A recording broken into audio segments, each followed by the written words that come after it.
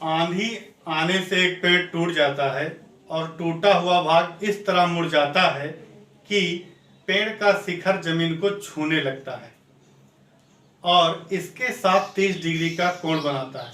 पेड़ के पाद बिंदु की दूरी जहां पेड़ का शिखर जमीन को छूता है 8 मीटर है। पेड़ की ऊंचाई ज्ञात कीजिए। तो आइए समझते हैं क्वेश्चन को। आंधी आने से एक पेड़ टूट जाता है, यानी कि इस क्वेश्चन में जब फिगर आप बनाएंगे तो थोड़ा थोड़ा पढ़ते जाएंगे और फिगर को कंप्लीट करते जाएंगे। पहले इसने कहा आंधी आने से एक पेड़ टूट जाता है, तो पहले इसमें कोई पेड़ बनाना है। तो ये आपका यहाँ से यहाँ तक क्या हो गया, एक पेड़ हो गया। फिर उसके बाद में क्या कह रहा है, और टूटा हुआ भाग इस तरह से मुड़ जाता है कि पेड़ का शिखर जमीन को छूने लगता है। यानी कि जब आंधी आई तो ये पेड़ कहीं से ब्रेक हो गया। मान लीजिए यहाँ से ये पेड़ टूट गया। अब जब पेड़ ये यहाँ से टूट गया तो टूटा हुआ भाग इस प्रकार से टूटता है कि जमीन को छूने लगता है। यानी ये यहाँ से टूट करके सीधा ये चीज झुक करके यहाँ जमीन को छूने लगा। यानी ये जो ऊपर वाला भाग है यहाँ से टूट करके इस तरह से ये जमीन पर आकर के जमीन को छूने लगा। तो अब क्या हुआ, फिर उसने क्या कहा है, जमीन को छूने लगता है और इसके साथ 30 डिग्री का कोण बनाता है। इसके साथ यानी कि जमीन के साथ 30 डिग्री का ये कोण बनाने लगता है। पेड़ के पाद बिंदु की दूरी जहां पेड़ का शिखर जमीन को छूता है 8 मीटर है। कह रहा पेड़ के पाद बिंदु की दूरी जहां पर पेड़ का शिखर जमीन को छूता है 8 मीटर है। यानी यहां से पेड़ के पाद बिंदु तक की दूरी जो है वो 8 मीटर है। पेड़ की ऊंचाई ज्ञात कीजिए। आपको क्या करना है, पेड़ की ऊंचाई निकालनी है। तो यहाँ पर पहले जो कुछ इंफॉर्मेशन हमको मिला उसको लिख देते हैं। यहाँ से यहाँ तक की जो दूरी है वो 8 मीटर है।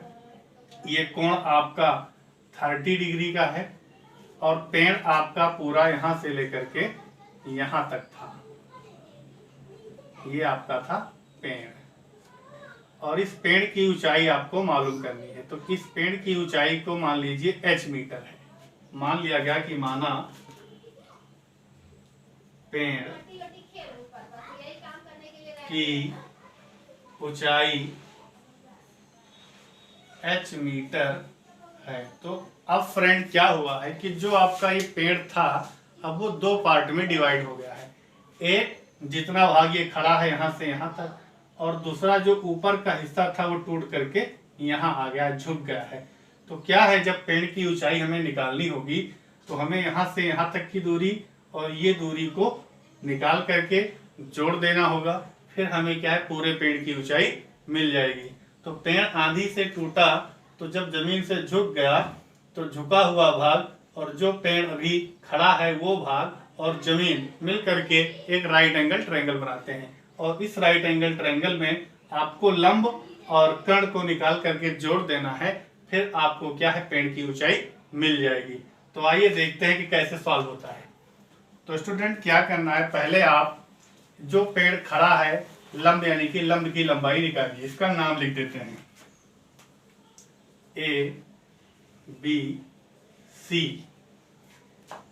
तो लिखेंगे त्रिभुज एबीसी में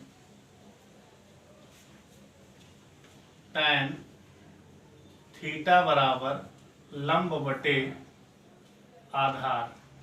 तो थीटा का मान 30 डिग्री है, लंब आपका यहां से यहां तक BC है और आधार आपका AB है। तो tan 30 की वैल्यू 1/√3, BC वैसे रहेगा, AB की वैल्यू मालूम है 8, वो लिख देंगे और यहाँ से क्रॉस मल्टीप्लाई हो जाएगा। तो ये हो जाएगा √3 BC = 8। तो BC = 8/√3। तो यहाँ से आपको BC की लंबाई मिली है, यानी कि जो पेड़ अभी खड़ा है उसकी लंबाई मिल चुकी है। अब क्या करना है, जो पेड़ टूट करके, पेड़ का वह भाग जो टूट करके गिर गया है उसकी लंबाई निकालना है, जो कि इस राइट एंगल ट्रायंगल का कर्ण है। तो हमें अब निकालना है कर्ण। तो कर्ण कैसे निकालेंगे, चाहे इस ट्रायंगल में आप cos थीटा लगा दें चाहे sin थीटा लगा दें, दोनों से निकल आएगा।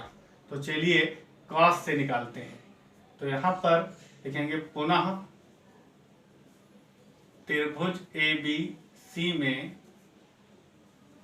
कॉस थीटा बराबर आधार बटे कर्ण होता है।